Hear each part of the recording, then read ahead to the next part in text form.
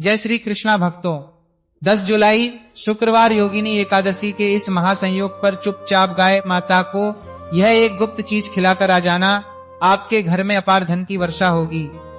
गरीब भी महाधनवान बनेगा और इतनी धन दौलत आएगी कि संभाल नहीं पाओगे। जन्मों जन्मांतर की गरीबी तत्काल दूर हो जाएगी। यदि अटूट विश्वास है तो 10 जुलाई शुक्रवार एकादशी के दिन इस दिव्य उपाय को आजमा कर खुद देख लेना। भक्तों, आज के इस विशेष वीडियो में हम जिस चमत्कारी और महाफलदायी उपाय के बारे में बात करने वाले हैं, उस पावन दिन स्वयं साक्षात भगवान विष्णु और माता लक्ष्मी का पृथ्वी लोक पर अद्भुत वास होता है। यह उपाय आपके घर के आसपास ही बेहद आसानी से पूरा हो जाएगा। इस दिव्य विधि की महिमा स्वयं भगवान श्री कृष्ण ने धर्मराज युधिष्ठिर को बताई थी कि कोई भी व्यक्ति यदि सही समय पर शुभ मुहूर्त में और पूरी शास्त्रीय विधि के अनुसार इस परम पवित्र दिन इस चीज को गाय माता को खिलाकर चुपचाप घर आ जाता है, तो उसके परिवार पर स्वयं 33 कोटि देवी देवताओं का आशीर्वाद हो जाता है। उसके जीवन में चल रही आर्थिक तंगी, दुख और सारे कष्ट हमेशा के लिए समाप्त हो जाते हैं। आपकी दरिद्रता तत्काल दूर हो जाएगी और आपका भाग्य 7वें आसमान पर होगा। आप जहां भी जाओगे तरक्की और कामयाबी आपके पीछे पीछे आएगी। तो भक्तों, आपसे एक छोटा सा अनुरोध है कि इस वीडियो को शुरू से लेकर अंत तक पूरा देखें, तभी आपको इस उपाय का पूर्ण लाभ प्राप्त हो सकेगा। यदि आज आपने वीडियो को बीच बीच में छोड़ दिया या काट काट कर देखा तो जीवन में कभी भी सही मार्गदर्शन हासिल नहीं होगा और आप पूरे साल परेशानियों से घिरे रहोगे। भक्तों, इस वीडियो में हम आपको गाय माता का वह दिव्य गुप्त उपाय बताएंगे जिसे श्रद्धा पूर्वक करने मात्र से ही आपकी गरीबी तत्काल दूर होने लगेगी। जी हाँ भक्तों, माँ लक्ष्मी की आप पर ऐसी दिव्य कृपा होगी कि आने वाले समय में आप बेहद संपन्न और समृद्ध बन जाओगे। भक्तों, इस बार योगिनी एकादशी का यह महासंयोग कई वर्षों बाद आषाढ़ मास के पवित्र महीने में और माता लक्ष्मी के प्रिय दिन शुक्रवार को पड़ने जा रहा है।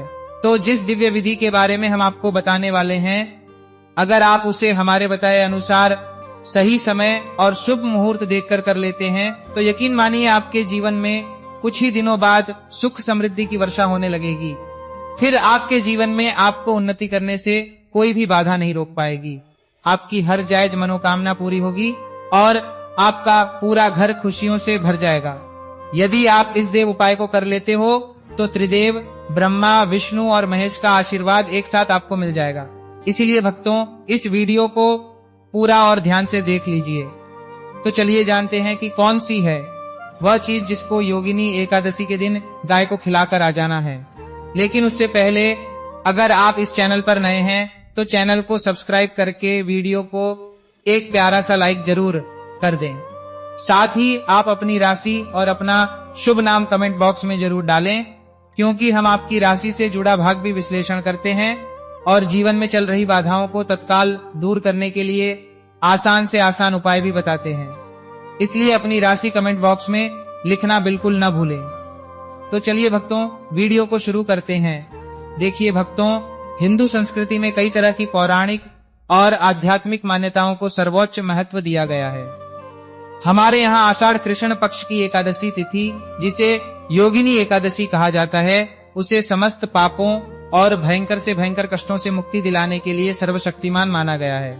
प्रकृति में मौजूद ये खास तिथियां हमारे जीवन में चल रही ग्रहों की परेशानी को दूर कर देती हैं। सबसे खास बात यह है कि इस दिन की गई पूजा पाठ हमारे जीवन की बड़ी से बड़ी बाधाओं और चर्म रोगों जैसी बीमारियों को ठीक करती है। हमारे वेद और पुराणों में भी इस पूजनीय एकादशी का विशेष उल्लेख मिलता है। भक्तों, यदि आप भी इस महासंयोग पर यह उपाय कर लेते हो तो आपको नारायण का ऐसा दिव्य आशीर्वाद मिलेगा जिससे आपके जीवन की समस्त चिंताएं दूर हो जाएंगी। ज्योतिष मान्यताओं और पंचांग के अनुसार इस बार एकादशी तिथि की शुरुआत 10 जुलाई 2026 को सुबह 08:16 बजे होगी और इस तिथि का समापन अगले दिन 11 जुलाई 2026 को सुबह 05:22 बजे होगा। उदया दिया तिथि और नक्षत्र गणना में रखा जाएगा, जिसे लेकर मन में कोई भ्रम न रखें। गृहस्थों के लिए जितने भी गृहस्थ लोग हैं वे अपना व्रत शुक्रवार 10 जुलाई 2026 को रखेंगे। उनके लिए व्रत खोलने यानी पारण का शुभ समय अगले दिन 11 जुलाई को दोपहर 01:50 बजे से शाम 04:36 बजे के बीच रहेगा। वैष्णव संप्रदाय के लिए वैष्णव मत को मानने वाले लोग अपना व्रत शनिवार 11 जुलाई 2026 को रखेंगे। इनके लिए पारण का समय अगले दिन 12 जुलाई को सुबह 05:32 बजे से 08:18 बजे के बीच होगा। गृहस्थ भक्त ध्यान रखें कि शुक्रवार 10 जुलाई को सुबह से लेकर शाम तक किसी भी समय जाकर आप गाय माता का यह उपाय कर सकते हैं। इसमें कोई भी दिक्कत वाली बात नहीं है। पारण के समय का विशेष ध्यान रखिएगा, क्योंकि गलत समय पर पारण करने से व्रत का फल आधा हो जाता है और जीवन में मानसिक अशांति बढ़ती है।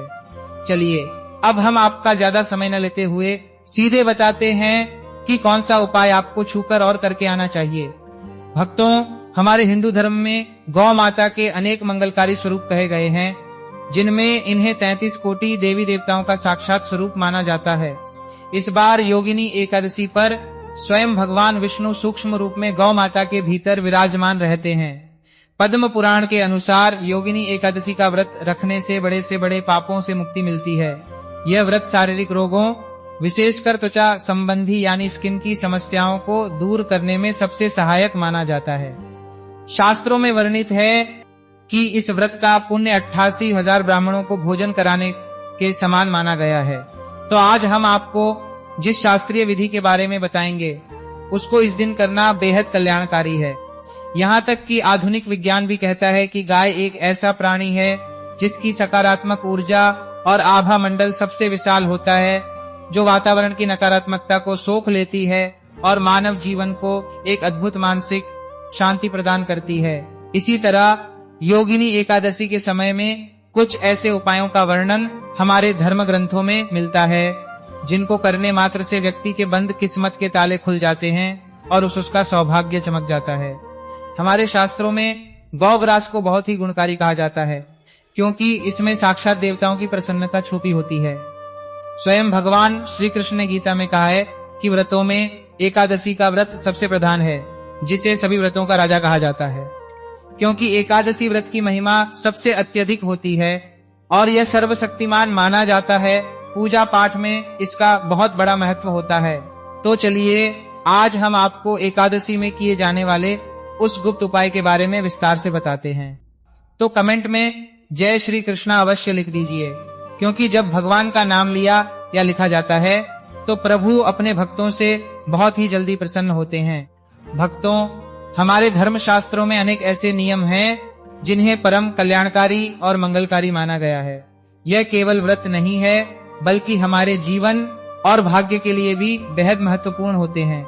खासकर अगर आप इस दिन श्रद्धा पूर्वक गौ माता की सेवा करते हैं तो आपकी सारी परेशानियां, कष्ट और दुख तकलीफें खत्म हो जाती हैं। योगिनी एकादशी के दिन इसका आध्यात्मिक असर कई गुना बढ़ जाता है। इस दिन सकारात्मक शक्तियां धरती लोक में सक्रिय होती हैं और प्रकृति की हर वस्तु में एक विशेष चेतना का संचार होता है। जब यह ब्रह्मांडीय ऊर्जा चारों ओर फैली होती है तो इस देव स्वरूप दिन में शक्तियां जागृत हो जाती हैं। इस विशेष समय में अगर आप जाकर यह उपाय कर लेते हैं तो आपके जीवन के सारे कष्ट, रोग और परेशानियां समाप्त हो जाती हैं। खासकर कुंडली का पितृ दोष, मंगल दोष, शनि दोष और राहु दोष जैसी समस्याएं अपना बुरा असर छोड़ देती हैं और शांत हो जाती हैं। आपके घर में धन का मार्ग ऐसा खुलेगा कि कभी तंगी का सामना नहीं करना पड़ेगा। इसकी मुख्य पूजा विधि इस प्रकार है। प्रातःकाल ब्रह्म मुहूर्त में उठकर स्नान करें और साफ या पीले रंग के वस्त्र धारण करें। मंदिर में भगवान विष्णु और माता लक्ष्मी की मूर्ति या चित्र स्थापित करें। गाय के घी का दीपक जलाकर पीले फूल, ऋतु फल और धूप अर्पित करें। इसके बाद भगवान विष्णु को भोग लगाएं। याद रखें, भोग में तुलसी दल पत्ता अवश्य शामिल करें, क्योंकि इसके बिना वे भोग स्वीकार नहीं करते। दिन भर मन ही मन ओम नमो भगवते वासुदेवाय मंत्र का जाप करते रहें। वह एक गुप्त चीज जो गौ माता को खिलानी है। भक्तों, योगिनी एकादशी के दिन आपको एक ताजा आटे का पेड़ा लोई बनाना है। ध्यान रहे कि इस आटे में नमक बिल्कुल नहीं डालना है।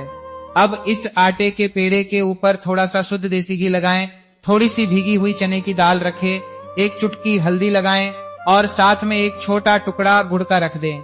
इसके बाद चूंकि यह आषाढ़ का महीना है इसलिए शीतलता प्रदान करने के लिए इस पेड़े के साथ एक पका हुआ रसीला आम या केला भी साथ में ले लें। हल्दी का स्वस्तिक। अब यहाँ पर शास्त्रों का एक अत्यंत गुप्त नियम जोड़ें। इस आटे के पेड़े को गौ माता को खिलाने से ठीक पहले अपने दाहिने हाथ की अनामिका उंगली रिंग फिंगर से उस पेड़े पर थोड़ी सी गीली हल्दी से एक छोटा सा स्वस्तिक का चिन्ह बना दें। शास्त्रों के अनुसार एकादशी और शुक्रवार के महासंयोग पर आटे के पेड़े पर हल्दी का स्वस्तिक बनाकर यदि गाय को दिया जाए तो वह सीधे भगवान नारायण के चरणों में स्वीकार होता है। इससे कुंडली का कमजोर गुरु और शुक्र ग्रह भी तुरंत मजबूत हो जाता है और भाग्य का पूरा साथ मिलने लगता है। अब इसे लेकर अपने घर के पास किसी गौ माता के पास जाएं।